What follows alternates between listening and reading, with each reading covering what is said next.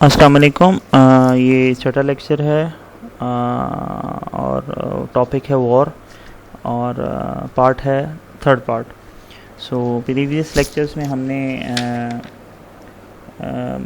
End of war, causes of war and causes of war at individual level and national level, और उसके बाद जो कि हमने डिस्कस की, उसके बाद आज हम इस लेक्चर में डिस्कस करेंगे वॉर की जो कॉजेज़ है एट इंटरनेशनल लेवल। तो सबसे इम्पॉर्टेंट, सबसे पहली वो है आइडियोलॉजिकल डिफरेंसेस। अच्छा, आइडियोलॉजिकल डिफरेंसेस में हम कोल्ड वॉर को लेंगे, डिस्कस करेंगे as a case study. Cold war में दो आइडियोलॉजीज़ थी जो प्रॉपर शुरू में लीड कर रही थी। एक थी कम्युनिस्ट आइडियोलॉजी, एक थी कैपिटलिस्ट आइडियोलॉजी। अच्छा, इस आइडियोलॉजी की रेस में सिर्फ बहुत ज़्यादा नुकसान हुआ। एंड इवन जैसे क्यूबन मिसाइल क्राइसिस है 1962 में, वहाँ पे उस टाइम के दौरान Soviet Union and USA had become at the brink of a nuclear war, और न्यूक्लियर एक्सचेंज किसी भी टाइम हो सकता था। जबकि हिरोशिमा नागासाकी में जैसे बॉम्ब गिरा और with in seconds 2 lakh people मर गए, और यहाँ पे अगर न्यूक्लियर, वो वाला जो न्यूक्लियर वेपन यूज़ किया गया था जापान में, वो अगर चला था वो 2 to 3% चला था अपनी कैपेसिटी में, डेटोनेशन उसकी प्रॉपर हुई थी। जबकि क्यूबन मिसाइल क्राइसिस के दौरान ऐसे बॉम्ब थे जो 90 to 95% एक्यूरेसी, और मतलब सोफिस्टिकेटेड वेपन था जो कि 90% अपनी कैपेसिटी में चलता। तो आप ये सोचें, जो 3 से 4% अपनी कैपेसिटी में चला हिरोशिमा नागासाकी में, उसने 2 लाख लोग मार दिए। तो इसी तरीके से 1962 में जो बेहतर वेपन्स थे वो अगर उधर चलाए जाते तो वहाँ पे कितने लाख लोग मरते, और उसके बाद में पोस्ट न्यूक्लियर इफेक्ट जो होता वो कितना ज़्यादा होता। अच्छा, उसके बाद आइडियोलॉजिकल रेस ही थी थर्ड वर्ल्ड कंट्रीज़ में। जैसे फॉर एग्जांपल कोरियन वॉर हुई, Soviet Union wanted to impose their ideology in Korea, whereas USA wanted to support their capitalist ideology. उसके अलावा वियतनाम वॉर में भी यही था। one party was supported by Soviet Union and the second one was supported by USA. In Afghanistan, USA felt like that Afghanistan may come under the control of Soviet Union, so that's why they fought with each other. So ideology की race की वजह से इतनी ज़्यादा wars हुई। इसके अलावा economic interest, trade and globalization. Contemporary example हम ले लेते हैं यूएसए और चाइना की। यूएसए जैसे एक ट्रांजिशन थ्योरी आई हुई है, उसके मुताबिक for example if there is a power, world power in the country, so when the second power would be crossing the already existing superpower, so transition theory के मुताबिक उनमें कॉन्फ्लिक्ट वॉर होता है। ये ज़रूरी नहीं है कि वो वॉर फुल फ्लेज वॉर हो, टोटल वॉर हो, लिमिटेड वॉर हो। That can be in the form of economic sanction, जैसे आजकल यूएसए और चाइना के बीच में। USA is realizing that China is emerging in a very good pace. So what the USA is actually doing, USA is trying to engage China at its different front. Like for example, USA is supporting Taiwan. US have sold F-16s to Taiwan. US is actually supporting India against China. USA is supporting Japan against China. USA is supporting South Korea against China.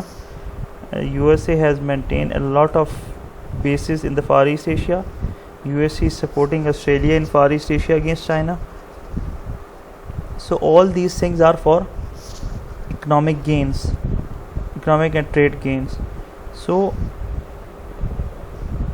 this is almost a sort of Cold War, and the rivalry between India and China gone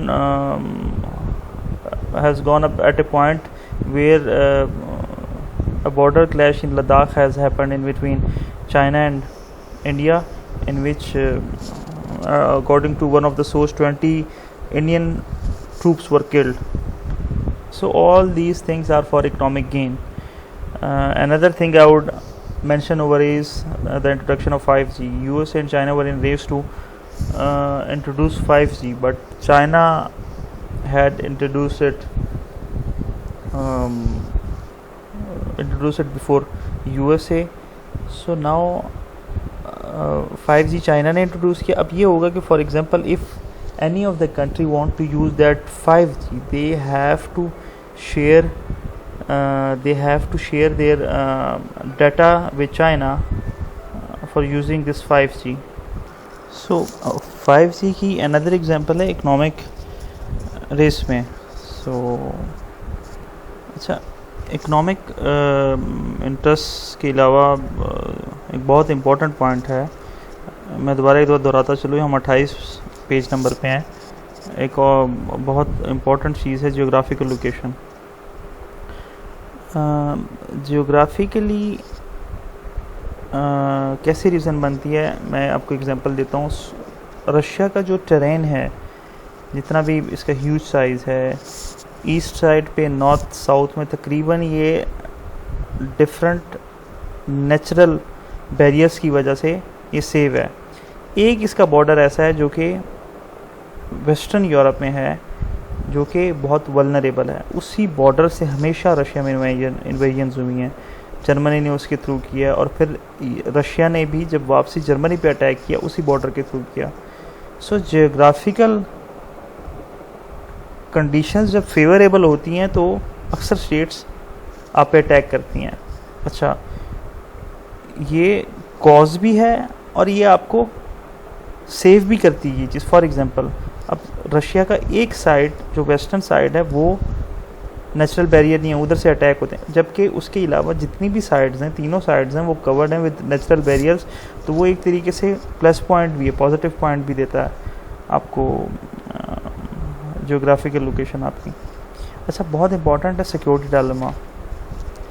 security dilemma is like for example, जैसे China ने nuclear weapon बनाया. तो China के nuclear weapon के बनाने से, China ने क्यों बनाया? Due to the threat of Russia, क्योंकि रशिया के साथ उनके मामला ठीक नहीं थे, रिलेशंस ठीक नहीं थे. अच्छा, जब चाइना ने बनाया, चाइना और इंडिया की वॉर भी हो चुकी थी. जब चाइना ने बनाया तो इंडिया ऑटोमेटिकली वर्नरेबल फील करने लग गया. वो कैसे? क्योंकि इन दोनों के बीच में वॉर हुई थी.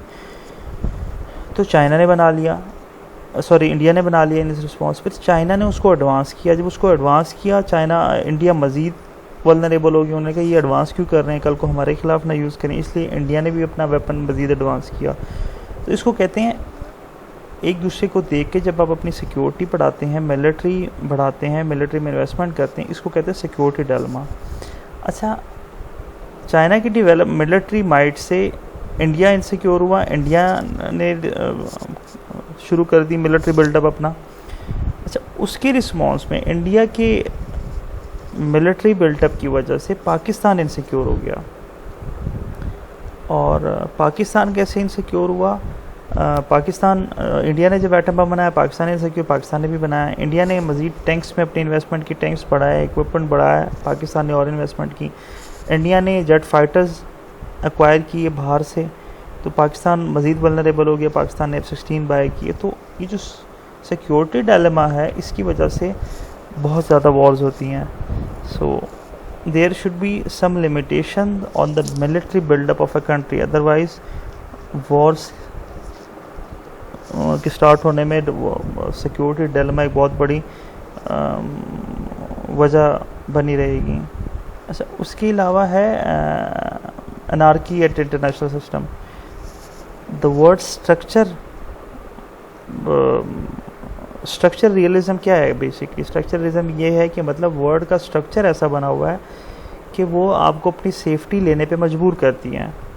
वर्ड का स्ट्रक्चर वल्नरेबल है। वो कैसे? फॉर एग्जांपल एक सुपर पावर जब मिलिट्री बिल्डअप करती है, जब वो वेपन बनाती है, तो उसके जितने भी राइवल्स हैं वो इनसिक्योर होते हैं। वो उसके इनसिक्योर होने की वजह से वो भी मिलिट्री बिल्डअप करते हैं। और पूरी दुनिया में रियलिस्ट पैराडाइम को फॉलो किया जाता है, और उसकी नज़र में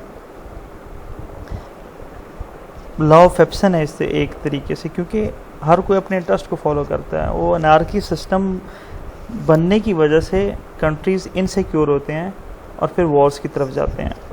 अच्छा, उसके बाद एक है प्रोपेगेंडा। जैसे प्रोपेगेंडा की बात करूँगा, India is quite good at propaganda and they are actually अपने पब्लिक की ब्रेन वॉश कर रहे हैं। किस लिए? इस वजह से कि वो लोगों को, पब्लिक को तैयार करें अगेंस्ट पाकिस्तान। पब्लिक से की सपोर्ट हो गवर्नमेंट को, मोदी की गवर्नमेंट को, जब वो कोई भी फ्रंट खोले अगेंस्ट इंडिया और चाइना। सो प्रोपेगेंडा भी एक बहुत मेन रीज़न है और कॉज है वॉर की। Any how, thank you, and this was the third part of war. कुछ सवाल हुआ तो पूछिएगा। शुक्रिया। अल्लाह हाफ़िज़।